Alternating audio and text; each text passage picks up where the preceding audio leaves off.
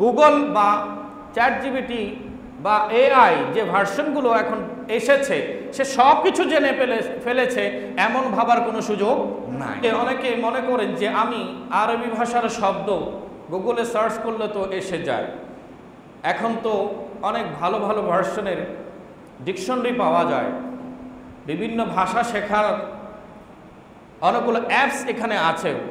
আমরা প্লে স্টোরে গেলে আপনি বাংলায় বললো দেখা যায় সাথে সাথে সেটা ট্রান্সলেট হয়ে চাইনিজ হয়ে যাচ্ছে, মান্দারিন ভাষায় রূপান্তর হচ্ছে, আরবি হয়ে যাচ্ছে।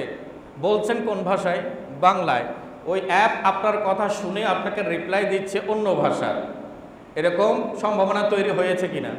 হয়েছে। এবং আমরা দেখতে পাই যারা বিদেশে যান তারা ডুয়েলিং করার জন্য, ডুয়েল ল্যাঙ্গুয়েজ, 2 ভাষা 3 ভাষার চর্চা করার জন্য বা ভিন্ন দেশের কারো সাথে কথা বলতে চাইলে তাকে বলেন আপনি আপনার অ্যাপটা অন করুন, আমি আমারটা অন করি, আমি আমার মনের কথা আমার ভাষায় বলি, আপনার ভাষায় অ্যাপ আপনাকে বুঝিয়ে দেবে। এই সুযোগটা এখন গ্রহণ করছে কিনা মানুষ? করছে। দেখেন, যুগ যত আধুনিক হচ্ছে ধর্মচর্চা, ইসলাম চর্চা, জ্ঞান চর্চা তত বেশি সমৃদ্ধ হচ্ছে। তবে একটা জিনিস সবসময় মনে রাখতে হবে, যত আধুনিকায়ন হোক না কেন সেটা ভুলের ঊর্ধ্বে নয়, সেখানে গ্যাপ রয়ে যায়।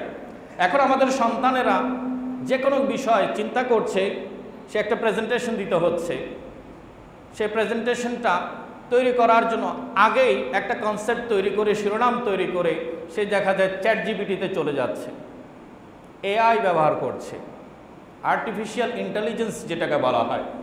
বর্তমানে ডিপসিকে চলে যাচ্ছে, গুগলের জেমিনি আছে, বিভিন্ন অ্যাপ আমাদের বাচ্চাদের হাতে হাতে পৌঁছে গেছে এবং তারা সেটা ব্যবহার করছে। এবং সুখের বিষয় আমরা আলেমরাও ব্যবহার করছি। অনেক সময় প্রয়োজন পড়েছে কোনো একটা রেফারেন্স আমি মুহূর্তের মধ্যে আমার স্মৃতিতে রিমাইন্ড করতে পারছি না, পুনরায় আমার কাছে এটা উদ্ধার হচ্ছে না, কিংবা এমন সময় যে আমি আরেকজনের সাথে যোগাযোগ করে সেটা সংগ্রহ করে নেব, সেটাও আমার কাছে তেমন সময় হাতে পাচ্ছি না। তখন নেটের সাহায্যে আমি যখন জিজ্ঞাসা করলাম যে এই হাদিসটা কোন কিতাবে আছে, কোন জায়গায় আছে, তখন সে আমাকে রিপ্লাই দিল। এবং রিপ্লাই দেওয়ার পর আমি যখন তার রিপ্লাইটা আমার কিতাবের সাথে হুবহু মিল পেলাম, তখন সেটা আমি গ্রহণ করলাম। এতে করে ইসলামের ফায়দা হয়েছে কিনা? হয়েছে। কিন্তু যখনই সে আমাকে ভুল উত্তর দিয়েছে, চ্যাটজিপিটিও আমাদেরকে শরীয়তের ব্যাপারে, আবার অনেকে মনে করবে না যে সে সব জানে, না, আমি নিজে পরীক্ষা করে দেখেছি।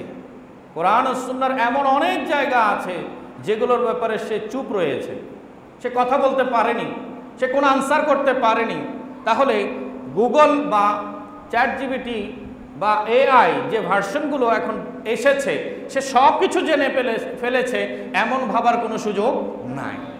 আমরা যারা পরীক্ষিত, যারা এই ফিল্ডের উপরে যাদের ভালো গবেষণা আছে, ওনাদের দ্বারস্থ হতে হবে, ওনাদের থেকে জেনে নিতে হবে যে আমাকে রিপ্লাই এটা করা হয়েছে, এটা কি শরীয়ত অ্যালাউ করে নাকি করে না। আমরা যখন এটাকে ফিল্টারিং করছি তখন দেখতে পাচ্ছি সে এমন এমন তথ্য দিচ্ছে যে তথ্যের সাথে, মূল বিষয়ের সাথে দূর দূর কোনো সম্পর্ক নাই। কারণ তাকে জেনারেট করা হয়েছে, মানুষ এই তথ্য দিয়েছে।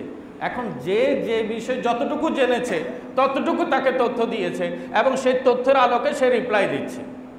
সে তো রোবট, সে তো বেশি কিছু জেনে নেয়নি, কিন্তু মানুষের বিবেক, উলামায়ে কেরামের সাধনা, কষ্ট কসরত, ওনাদের দীর্ঘ জীবনের পড়াশোনা সবগুলো এরকম লক্ষ লক্ষ চ্যাটজিপিটির চেয়েও আফজল, যাদেরকে আল্লাহ সুবহানাহু ওয়া তাআলা কোরআনের নূর দান করেছেন। একটু বড় করে বলুন সুবহানাল্লাহ।